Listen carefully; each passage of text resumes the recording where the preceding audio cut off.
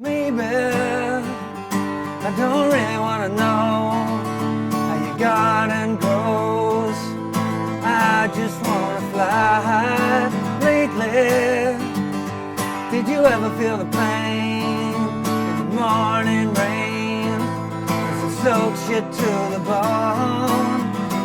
Maybe I just want to fly. I want to live, don't want to die. Maybe I just want to breathe. Maybe I just don't believe. Maybe you're the same as me. We see things that they'll never see. You and I, we're gonna live forever.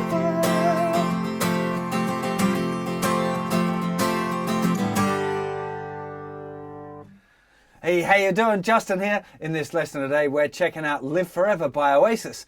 It's a pretty simple song, this one. The chords are pretty straightforward. There's some interesting kind of rhythms that you can apply to it, but you can keep the rhythms real simple still, of course, if you want to. So let's start off by having a look at the verse, and we'll just do the little 4 strums per bar thing just to make sure that you get the chord sequence down good. So we're starting off here with a G chord, and the vocal and the guitar comes right in at the same time there, so there's no kind of intro. So if we count in a 3, 4, we've got a G chord for a whole bar, going to a D chord for a whole bar, to an A minor for a whole bar, then 2 beats on C, 2 beats on D. And then we got the same thing again, G chord. Did you decode the pain in the A minor rain as it sees you to the D? Into the chorus, E minor for a whole bar. I want a D, wanna live, I don't wanna. A minor, you do things I wanna. C for 2 beats and D for 2 beats, and then we're back to the same sequence again. A minor, don't die with D. We see things that they'll never. A minor, you and I are gonna live forever. Major 9. Oh, that heart! I can't believe that Oasis is one of their most popular songs. Got a really funny high falsetto bit in it. And when they go to that falsetto part there, it also goes to an F major 9 chord. Now, most commonly this is played as an F major 7, which is not particularly that much easier, really, to be honest. But if we start with an F major 7, we'll have 3rd finger on the 3rd fret of the 4th string, 2nd finger 2nd fret of the 3rd string, 1st finger in the 1st fret of the 2nd string, and the open E chord. And you just strum the thinnest 4 strings. If you want, there's a bigger version you can do where you move 3rd finger over onto the 5th string and add little finger where the 3rd finger was. So it's kind of a fuller version.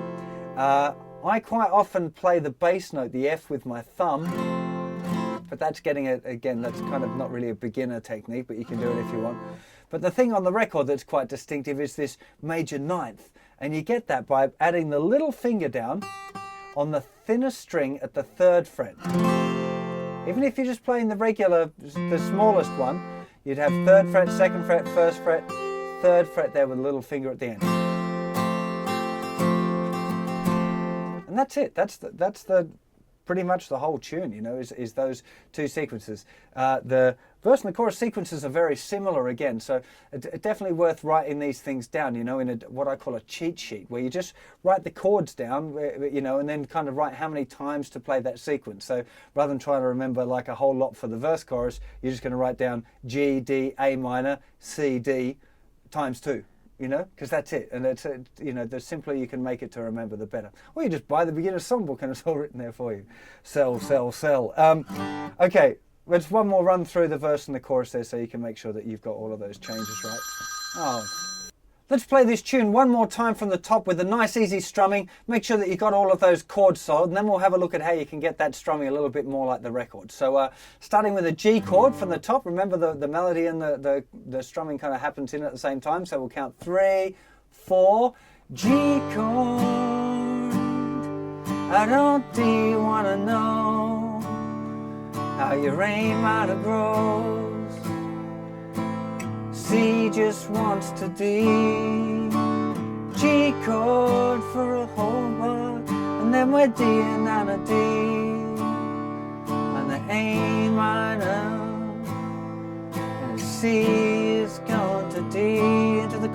C minor. Maybe I just want a D. Da, da, da, don't want a A minor. Da, ba, da, ba, da, da, C. Da, da, D. Don't want a E minor. Maybe you're the same as D. We see things that they never A minor. 'Cause you and I, we're gonna live for F major 9. Or F major 7 if you want, it's up to you.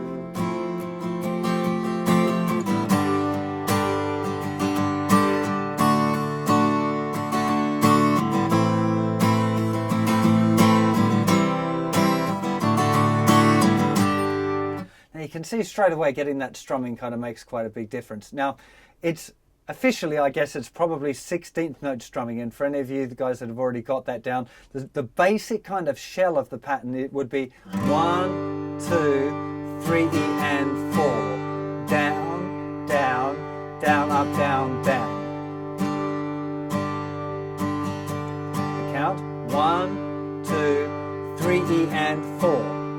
Now that's just for the guys that have done 16th note strumming. It's a little bit more complex than the stuff we cover on the beginner's course, but in order to play the same thing, we're going to count it like it's 8th note strumming, which would basically mean you just go 1, 2, 3, 4, 1 and 2, 3, 4, 1, 2, 3, 4, 1 and 2, 3, 4, 1, 2, 3, 4, 1 and 2, 3, 4, 1, 2, 3, 4, 1 and 2, 3, 4. Down, down, down, up, down, down. 1, 2, 3, 4. 1 and 2, 3, 4. Now, of course, those whole 2 bars are played where regularly you just have 1 bar. Okay, so we're going to play that pattern, if you like, twice as fast, right? 1, 2, 3, 4. 1 and 2, 3, 4. 1, 2, 3, 4.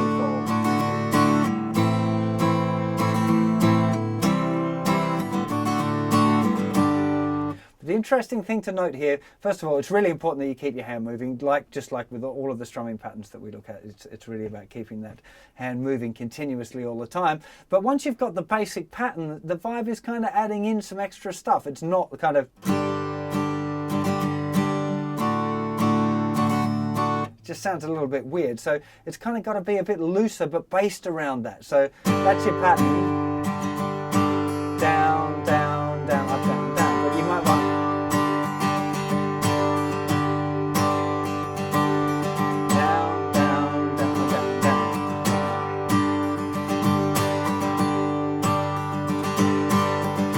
And if you keep that hand moving and just kind of allow it to hit the strings occasionally, kind of around that, that's how you should kind of pick up the groove there. But start off with the real straight one first, with any of those 16th note patterns. Once you get the kind of the main, I got the shell, but the main kind of outside thing, that's the bit that's really important that makes it sound like the record. And then you can start to add in those other little bits just to kind of bring it a little bit of life, you know.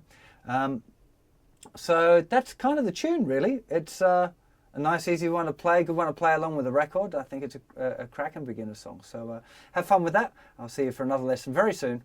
Take care of yourselves. Bye-bye.